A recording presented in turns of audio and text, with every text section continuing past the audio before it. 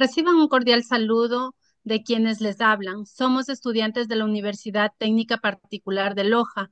Nuestro grupo está conformado por Antonella Torres, Cristian Vera, Fernanda Tuárez y quienes habla Mary Vergara. El tema central de la ponencia está enfocado en los derechos de los niños, niñas y adolescentes frente al parenting.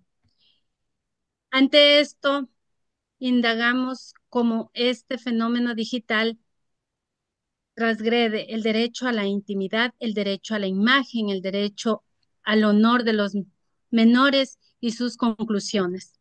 Para empezar, empezaremos preguntándonos ¿qué es el derecho? Pues bien, el derecho es el conjunto de normas que imponen deberes y normas que confieren facultades, que establecen las bases de convivencia social. En esta ocasión, nos centraremos en el derecho de los niños y adolescentes. Los derechos del niño son derechos humanos, es decir, que buscan proteger a los niños, niñas y adolescentes como los seres humanos que son. Por tratarse de derechos humanos, los derechos de los infantiles están constituidos por garantías fundamentales y derechos humanos esenciales. La importancia de proteger a los niños. A continuación, detallaré los tipos de derecho que todo niño, niña y adolescente deben poseer para su protección.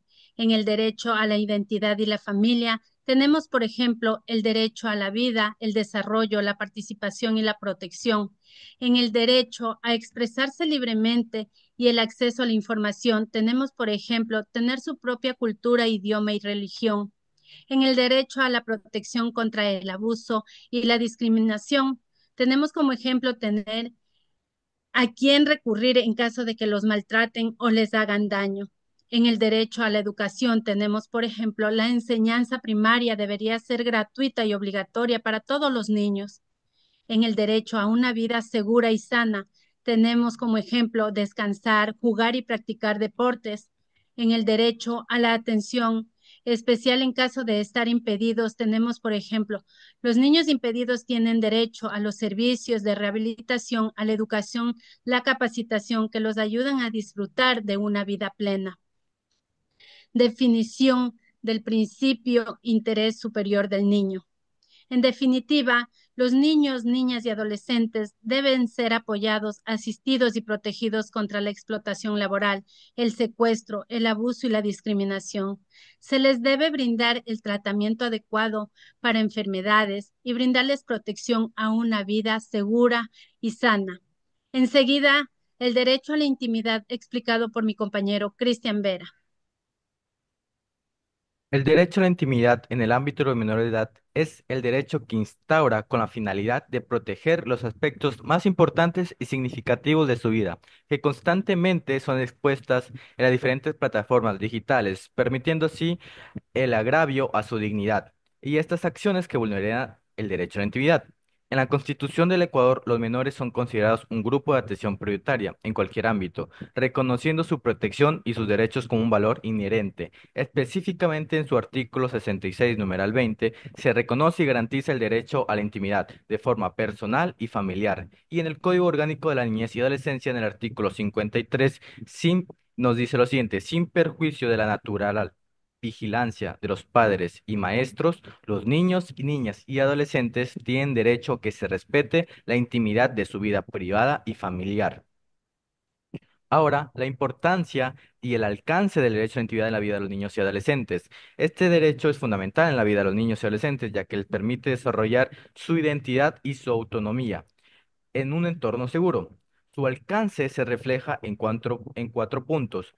Relaciones interpersonales. Permite a los niños y adolescentes establecer y mantener relaciones basadas en la confianza y el respeto, ya que pueden decidir qué aspectos de su vida comparten con los demás. También una participación activa. Fomentar la capacidad de los menores para participar en decisiones que afecten su vida, promoviendo su autonomía y empoderamiento en la sociedad. Una también protección de datos personales. El derecho a intimidad asegura que la información personal de los menores, como su identidad, ubicación y actividades, sea protegida contra el uso indebido y la divulgación no autorizada. Y esto da como una prevención de abusos. ya que ayuda a prevenir situaciones de acoso y explotación, ya que limita el acceso a información sensible que podría ser utilizada en su contra. Ahora, situaciones que vulneren el derecho a la intimidad en los menores se dan principalmente por la falta de conciencia y respeto hacia sus derechos, como una divulgación de información personal. Publicar sin consentimientos datos sensibles sobre un menor como antecedentes o situaciones familiares en redes o medios de comunicación da como resultado una exposición a situaciones de abuso, permitiendo que el menor sea un objeto de comentarios o juicios públicos. También el acceso no autorizado a dispositivos como revisar teléfonos móviles o las redes sociales de un menor, invadiendo su espacio personal y privacidad. Esto llega a crear una vigilancia constante o invasiva por parte de los padres. Y como último punto, también tenemos las medidas de protección y prevención para garantizar el derecho a la intimidad de los niños y adolescentes. Tenemos el Código Orgánico de la Niñez en el artículo 251, que nos dice que hay infracciones contra el derecho a la intimidad y a la imagen. Serán sancionados con la multa señalada en el artículo 248. ¿Y qué es esta multa? Es una multa de 100 a $500 por cada transgresión contra el menor. También una otra medida es el consentimiento informado, promover la práctica de obtener el consentimiento de los menores y sus padres antes de compartir cualquier información o imagen, asegurando que comprendan estas implicaciones. Nos dice en el artículo 56, numeral 5 del Código de la Niñez y la Adolescencia. A continuación se presentará sobre el derecho a la imagen mi compañera Fernanda Tuárez. Derecho a la imagen. Definición del derecho a la imagen en el ámbito de los menores de edad. Es un derecho inherente del ser humano que contempla la dignidad, honor e integridad física e emocional de las personas. Según el Código Orgánico de la Niñez y Adolescencia, en su artículo 51, este derecho se establece con la finalidad de proteger a los niños, niñas y adolescentes, permitiendo que estos tengan dominio de sus derechos al otorgarles el control absoluto y que puedan decidir sobre su uso, reproducción y difusión de su imagen. En Ecuador, este derecho es amparado por la Constitución de la República de 2008, especialmente en el artículo 66, donde se establece la protección de la imagen como parte del derecho a la intimidad personal y familiar. Por otro lado, el Código Orgánico de la Niñez y Adolescencia, en su artículo 52, protege la integridad personal de los menores, describiendo cualquier transgresión que vulnere su derecho a la imagen como un impacto negativo a su dignidad y su desarrollo integral en la sociedad. El sharenting puede transgredir el derecho a la imagen y la privacidad de los menores, vulnerando y poniendo en riesgo su bienestar emocional y su seguridad.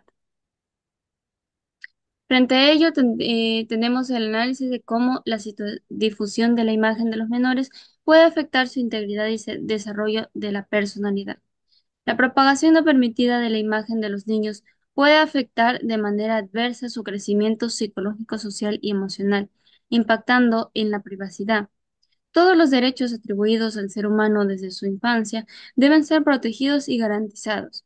Este derecho es vulnerado cuando los padres son quienes exponen en redes sociales imágenes de sus hijos, donde proporcionan fácilmente información de ellos, dejando en evidencia su identidad, comprometiendo su privacidad y seguridad, llegando a generarse una vulnerabilidad emocional, ya que en las redes sociales persiste una gran diversidad de personalidades y comportamientos inadecuados por parte de los usuarios. La exposición constante de la vida de un menor en estas plataformas puede llevar a estos a desarrollar una idea distorsionada de su propio valor como persona. Cuando se publica contenido que para ellos son vergonzosos, siendo motivo de burlas o de comentarios maliciosos, perjudicando o afectando su formación de la personalidad.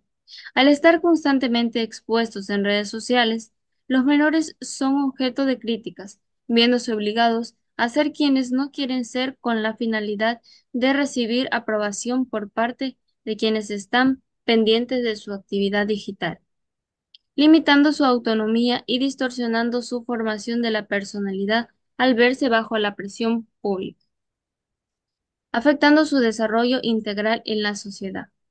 La difusión de imágenes de menores sin su consentimiento puede afectar las interacciones personales y su habilidad para crecer de forma sana.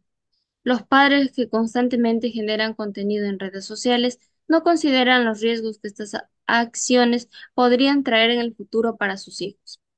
Frente a ello, los asociamos con la pérdida de control sobre el contenido.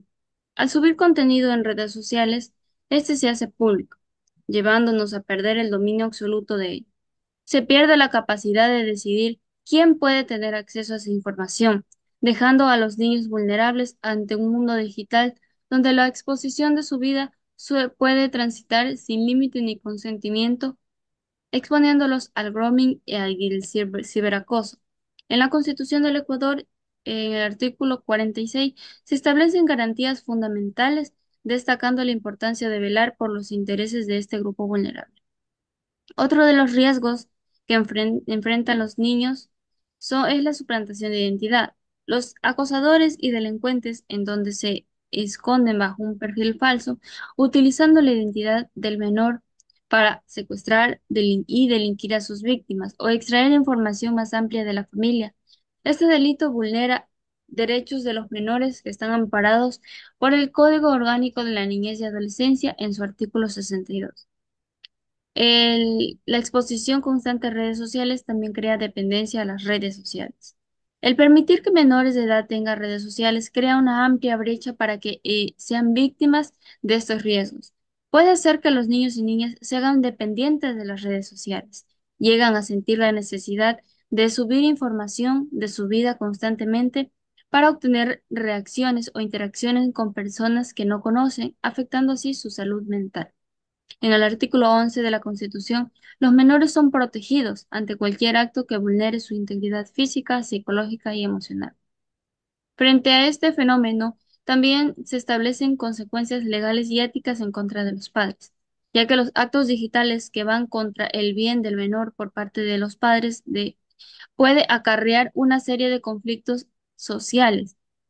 El Código Orgánico de la Niñez y Adolescencia contempla que las acciones de los padres frente al fenómeno del parenting deben ser cuestionadas por el impacto que éstas causan al menor.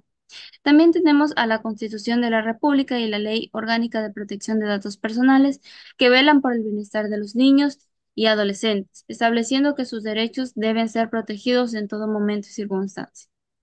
Frente a ello, tenemos estrategias para proteger el derecho a la imagen de los niños y adolescentes en el entorno digital y físico. El auge digital ha permitido que todo tipo de contenido pueda ser accesible, aunque a veces estas prácticas digitales sean inofensivas. Se generan un sinnúmero de riesgos que vulneran los derechos de los menores.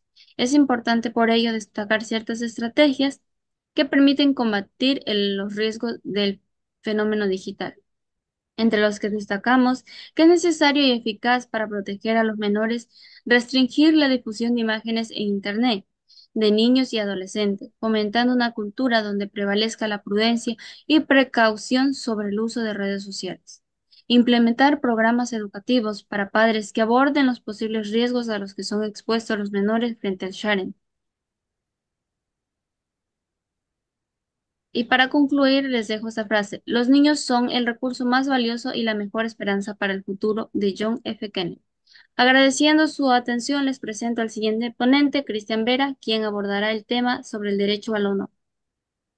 Hablaré sobre el derecho al honor y su importancia en el contexto de los menores de edad. El honor se define como el respeto y la dignidad que deben ser garantizados a niños y adolescentes, asegurando así su integridad física, emocional y social. Este concepto se fundamenta en la protección de sus derechos tal cual lo establece el artículo 66, numeral 18 de la Constitución de la República del Ecuador, que nos dice que el derecho al honor y al buen nombre, la ley lo protegerá la imagen y la voz de la persona. En este caso, a los menores de edad se les debe brindar atención preferente y protección contra la violencia.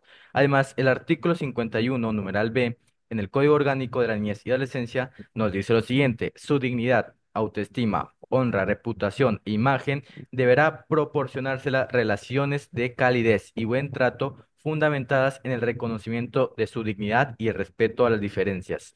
Continuando con el punto anterior, abordaré el impacto o el daño del honor en la autoestima y desarrollo emocional de los niños. Este daño puede tener un impacto significativo. Como mencionamos anteriormente, el honor está ligado a la dignidad y reputación de los menores. Esto da efectos, estos efectos como en la autoestima. El daño al honor puede provocar sentimientos de vergüenza e inseguridad en los menores. Esto se traduce en una disminución de confianza en sí mismo, lo que puede afectar su capacidad para interactuar socialmente y formar relaciones saludables. También en su desarrollo emocional. La vulneración de este honor también puede llevar a un aumento de depresión en los niños y adolescentes. Estos problemas emocionales pueden manifestar en dificultades académicas y sociales, afectando su rendimiento y bienestar general.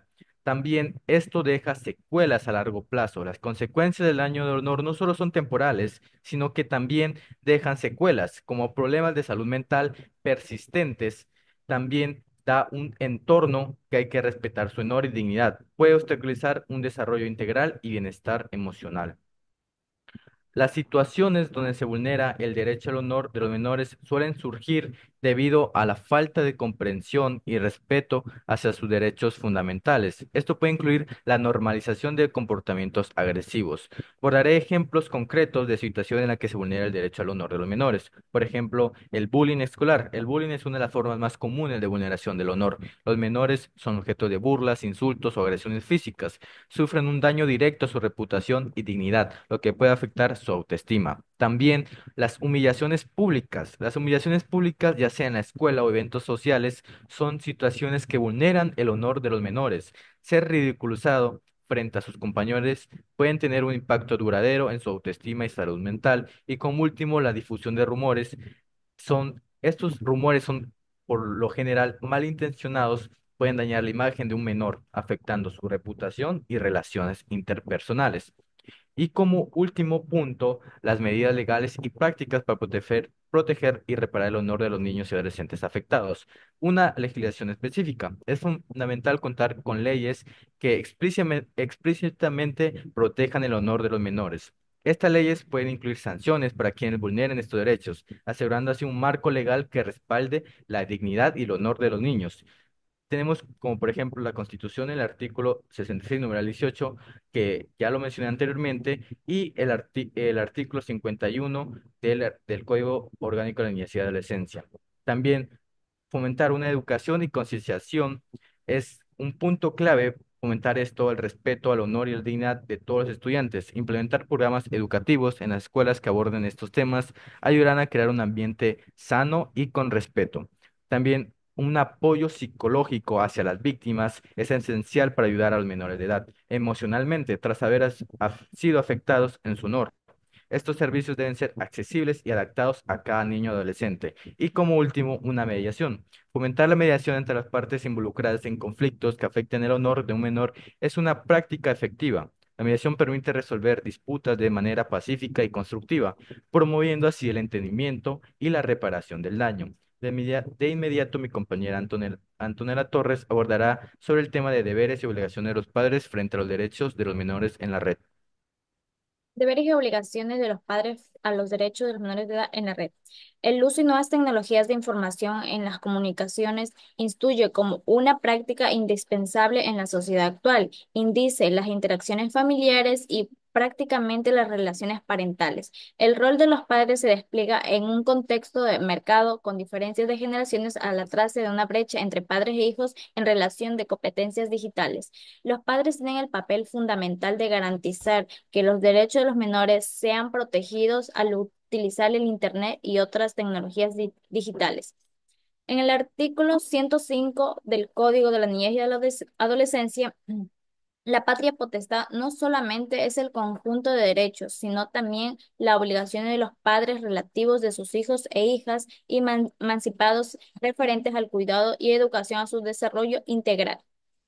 Como siguiente punto tenemos concepto del principio de la corresponsabilidad. Los padres tienen un papel crucial de protección de los menores en el Internet, estableciendo normas supervisando su uso. Sin embargo, la falta de conciencias y habilidades adecuadas pueden comprometer la responsabilidad. En el artículo 69 de la Constitución de la República del Ecuador dice, el Estado promoverá la responsabilidad materna y parental dirigida al cumplimiento de los deberes y derechos recíprocos entre madres y padres. Tenemos las medidas de protección de familias frente al sharing. Se refiere a la práctica de los padres al compartir información e imágenes y videos de sus hijos en redes sociales. Debemos evitar datos sensibles, no publicar información personal como nombres completos y dirección y lugares de estudios y rutinas diarias. Limitar la frecuencia y reducir el cuidado de las publicaciones de nuestros hijos. Como conclusión, tenemos ante el fenómeno del sharing, es fundamental que el Estado asuman la responsabilidad compartir y velar y proteger los derechos de los menores, donde los padres sean quienes acuden a sus hijos sobre la importancia de su privacidad y seguridad.